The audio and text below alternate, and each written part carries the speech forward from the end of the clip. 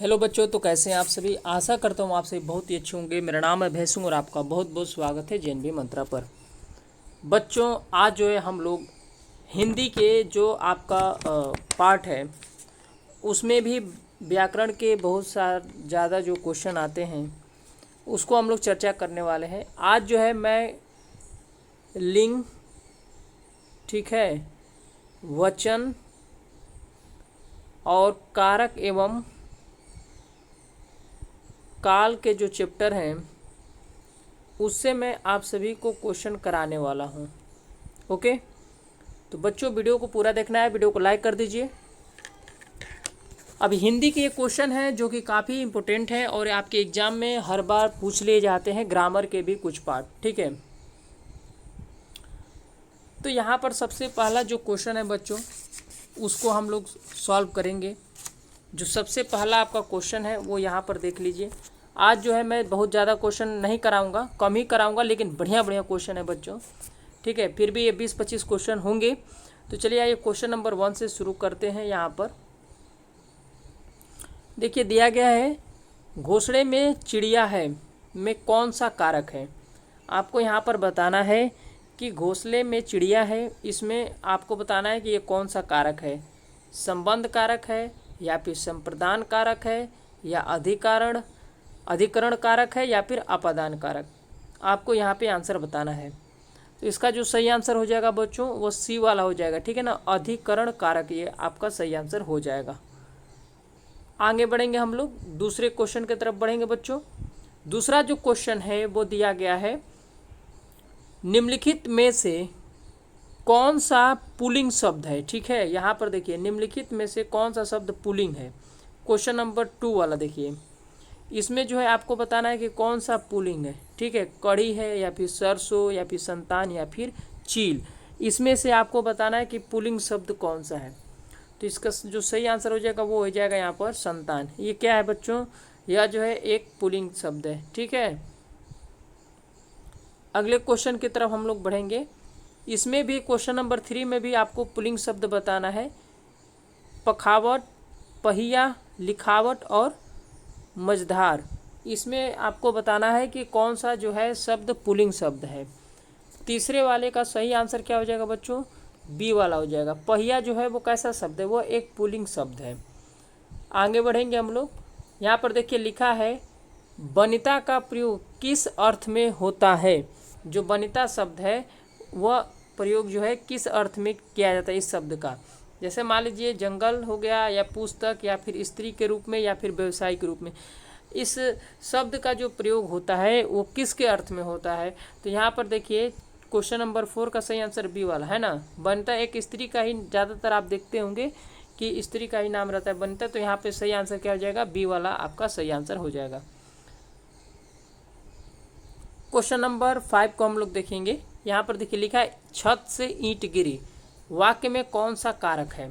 इसमें आपको बताना है, ये छत है, छत से जब ईंट गिरी तो इसमें से आपका कौन सा कारक है आपको बताना है। अपादान है, अधिकरण है, संप्रदान है या फिर संबंध कारक है।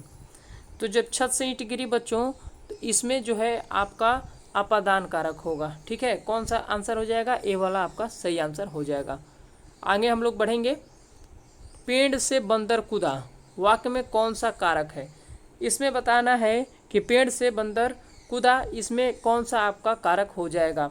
तो छठे वाले का क्या हो जाएगा, अपादान कारक। देखिए यहाँ पर देखिए क्वेश्चन नंबर 5 में भी अपादान कारक था आंसर, सही आंसर यही था अपादान, ठीक है। क्वेश्चन नंबर 6 का भी क्या हो जाएगा, क्वेश्चन नंबर 6 का भी क्या हो जाएगा, ए वाला ही हो जाएगा अपादान। देखिए जब आपको से दिखाई देता है ना इस तरीके से, ठीक है ना, पेड़ से बंदर कूदा, छत से ईंट गिरी, इस तरीके से, तो वहाँ पर क्या होगा, अपादान कारक होगा, आप याद रखिएगा, ठीक है बच्चों। अगले क्वेश्चन की तरफ हम लोग बढ़ेंगे। हिंदी के शब्दों का लिंग निर्धारण किसके आधार पर होता है। तो इसका सही आंसर हो जाएगा बच्चों, वो हो जाएगा आपका सी, ठीक है ना। क्रिया के द्वारा इसका निर्धारण होता है, ठीक है ना, आप याद रखिएगा। 7 का क्या हो जाएगा, 7 का सी वाला सही हो जाएगा। चलिए क्वेश्चन नंबर 8 पर आते हैं। 8 में दिया गया कारक के कितने भेद होते हैं, 7 होते हैं, 8 होते हैं, 9 होते हैं या फिर 10 होते हैं। तो कारक के जो है 8 भेद होते हैं। ठीक है, कारक के कितने भेद होते हैं बच्चों? वह 8 भेद होते हैं, आप याद रखिएगा। अगले क्वेश्चन की तरफ हम लोग बढ़ेंगे। कवि का स्त्रीलिंग होगा, स्त्रीलिंग जो शब्द है कवि का क्या हो जाएगा? तो कवि का जो स्त्रीलिंग शब्द होगा वह जो हो जाएगा वो हो जाएगा कवित्री हो जाएगा। ठीक है ना, कवित्री, ये वाला सी वाला सही आंसर हो जाएगा। ठीक है ना, याद रखिएगा, पूछा जाता है। अब आएंगे क्वेश्चन नंबर 10 को देखेंगे। निम्न शब्द में अधिकरण कारक का प्रयोग हुआ है। ठीक है ना, इसमें हमें बताना है किसमें जो है अधिकरण कारक का प्रयोग हुआ है। कौन सा यहाँ पर शब्द जो दिख रहा है इसमें से किसमें जो है अधिकरण कारक का प्रयोग हुआ है? तो यहाँ पर देखिए ए वाला सही हो जाएगा, वाहन रूढ़। ठीक है ना, ये आपका सही हो जाएगा। ठीक, वाहनारूढ़। ठीक है ना, वाहनारूढ़ जो लिखा है बच्चों वो 10 का ए वाला सही हो जाएगा, आप याद रख लीजिए, 10 का ए सही हो जाएगा। अब देखिए यहाँ पर लिखा है को से किस कारक चिन्ह का बोध होता है। हम लोग पढ़े ना, कर्ता ने कर्म को, है ना, इस तरीके से। तो वही पूछ रहा है बच्चों कि को से किस कारक चिन्ह का बोध होता है। तो यहाँ पर 11 का सही आंसर हो जाएगा ए वाला। ठीक है ना, कर्ता ने कर्म को। ठीक है ना, कर्ता ने कर्म को, ये आप याद रखिएगा। 11 का सही आंसर ए वाला हो जाएगा। अब यहाँ पर मैं आपको बता भी दे रहा हूँ, जो टोटल 8 प्रकार का जो अभी मैं बताया, तो यहाँ पर होता है कर्ता ने। ठीक है ना, याद रख लीजिएगा, कर्ता ने, मैं बोल दे रहा हूँ, कर्ता ने कर्म को करण से संप्रदान के लिए, आपादान का मतलब होता है अलग होने के लिए, संबंध का मतलब होता है का की के, और अधिकरण का मतलब होता है बच्चों इसका होता है आपका में, पर या फिर पर। ठीक है, असंबोधन का मतलब होता है हे, ओ, अरे, ये इस तरीके का। जैसे मान लीजिए हमने कहा आपको कर्ता ने, मतलब कि यहाँ पर कर्ता के जो संबंध होगा स्मरण, वहाँ पर ने का प्रयोग करेंगे। जैसे मोहन ने कलम से लिखा, तो ये किस तरीके का आपका हो गया कारक? तो ये कर्ता कारक हो गया। ठीक है ना, और इसके बाद मैं ये कहूँ कि बिल्ली ने चूहे को मारा, तो कर्ता ने कर्म को, तो कर्म वाले पर क्या हो जाएगा? को हो जाएगा। इसका जो स्मरण है इसका वो क्या हो जाएगा? कर्म को के साथ हम ऐड करते हैं। ठीक है ना, जैसे कि बिल्ली ने चूहे को मारा, तो कर्म कारक हो जाएगा। ठीक है ना, करण का मतलब होता है, देखिए जैसे कि करण का यहाँ पर हो जाएगा विभक्ति इसका से होता है। ठीक है ना, जैसे कि वह बस से आगरा गया, तो करण का मतलब क्या हो गया? ये से का यहाँ पे संबोधन होगा, संबोधन क्या होगा? से का हो जाएगा। और अपादान का मतलब होता है अलग होने के लिए। जैसे मान लीजिए वृक्ष से फल गिरता है, तो वहाँ पर क्या हो जाएगा? वहाँ पे अपादान कारक हो जाएगा बच्चों, याद रखिएगा। ठीक है ना, चलिए आइए यहाँ पर हम क्वेश्चन नंबर 12 को डिस्कस कर लेंगे। यहाँ पर देखिएगा क्वेश्चन नंबर 12 में दिया गया है दाता शब्द का स्त्रीलिंग शब्द क्या है। तो यहाँ पे दाता शब्द का जो स्त्रीलिंग शब्द है वो दात्री हो जाएगा, यानी कि सी वाला आपका सही आंसर हो जाएगा। आगे बढ़ेंगे हम लोग 13 वाले क्वेश्चन को देख लेते हैं बच्चों। यहाँ पे देखिए लड़का पेड़ से गिरा, अभी हम आपको बताए थे से वाला। ठीक है ना, जब अलग होता है, लड़का पेड़ से गिरा, यानी कि पेड़ से वो क्या हो रहा है? अलग हो रहा है। ठीक है ना, तो अलग होने पर कैसा हो जाएगा? वहाँ पे आपादान कारक हो जाएगा बच्चों। तो 13 का क्या हो जाएगा? ए वाला आपका सही हो जाएगा। ठीक है, अभी मैं कुछ समय पहले आपको बताया हूँ। अब आएंगे क्वेश्चन नंबर 14 पे। निम्नलिखित में से कौन सा शब्द एक वचन तथा बहुवचन दोनों में प्रयोग हो सकता है? अब यहाँ पर देखिए कुछ शब्द दिया गया है, मतलब कि 4 शब्द दे दिए गए हैं। इसमें से आपको बताना है वो कौन सा एक वचन यहाँ पे शब्द है जो दोनों में प्रयोग होता है, एक वचन में भी और बहुवचन दोनों में आप उसको प्रयोग कर सकते हैं। तो ये देखिए जो मुनि लिखा है ना, मुनि, ये आप एक वचन के लिए भी प्रयोग कर सकते हैं और बहुवचन दोनों के लिए मतलब प्रयोग कर सकते हैं, यानी कि 14 का ए वाला सही हो जाएगा बच्चों, मुनि इसका सही आंसर हो जाएगा। ठीक है, आगे बढ़ेंगे हम लोग।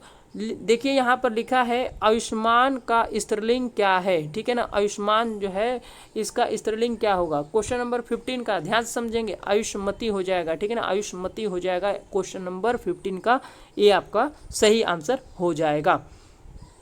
आगे हम लोग यहाँ पे पढ़ेंगे बच्चों क्वेश्चन नंबर 16 का। ठीक है ना, क्वेश्चन नंबर 16 का सही आंसर देखिए यहाँ पर लिखा है, क्वेश्चन नंबर 16 में दिया गया है कौन सा वाक्य आसन्न भूतकाल में है। ठीक है ना, यहाँ पर आपको बताना है कि कौन सा वाक्य आसन्न भूतकाल में है।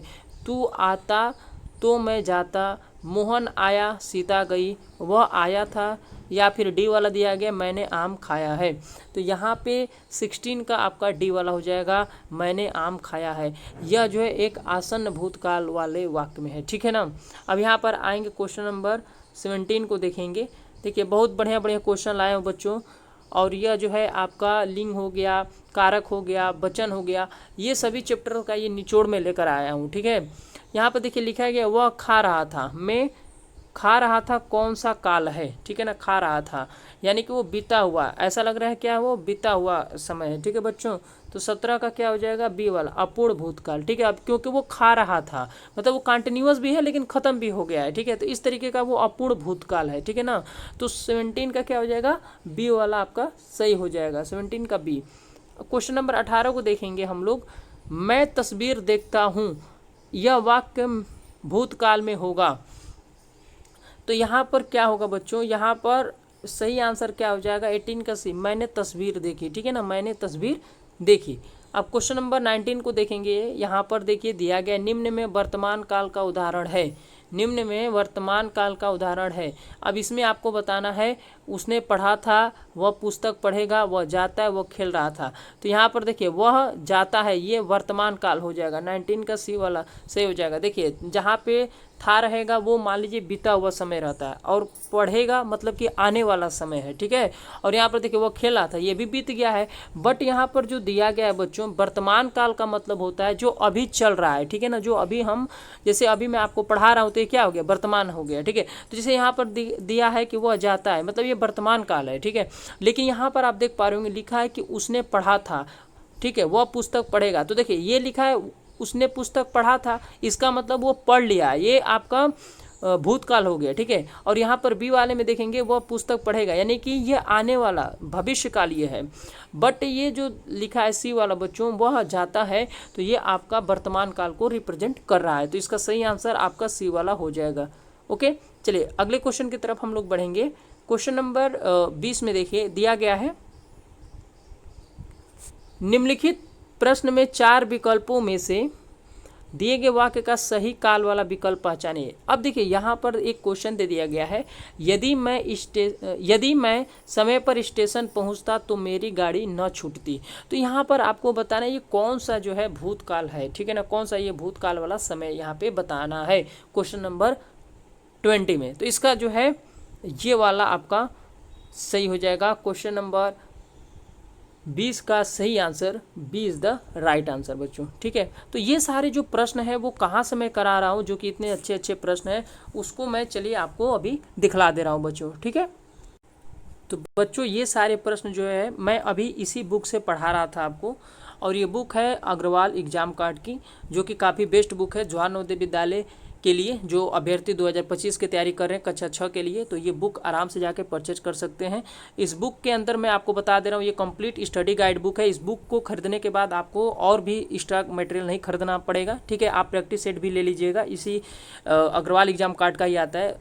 तो आप जाइए, कंप्लीट ये गाइड बुक है, इसमें जो है तीनों विषय आपका मानसिक योग्यता परीक्षण, अंगणित और भाषा, ये तीनों दे दिया गया है, और बहुत अच्छे तरीके से यहाँ पे सब कुछ समझाया गया बच्चों, ठीक है। तो देर किस बात की, जाइए आप फटाफट मेरे वीडियो के डिस्क्रिप्शन बॉक्स में, वहाँ से मैं लिंक दे दूंगा, आराम से इस बुक को परचेज कर लीजिए ऑनलाइन, और आराम से अपना पढ़ाई शुरू कर दीजिए।